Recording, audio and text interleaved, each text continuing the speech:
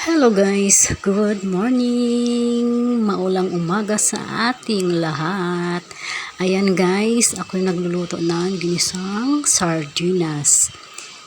Ayan, ginisa ko na yung bawang, sibuyas at kamatis. Ayan. At maya ilagay na natin ang sardinas. Ayan guys, masarap na masarap ang sardinas. Ayan, lagyan natin ng konting tubig. At lalagyan na rin natin ng pampalasa. At konting asin. Ayan guys. Okay na yan guys. Ayan.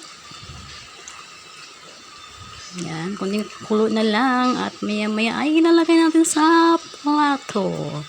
And guys, kain na guys. Thank you for watching. Kain na tayo guys ng almusal. Bye-bye.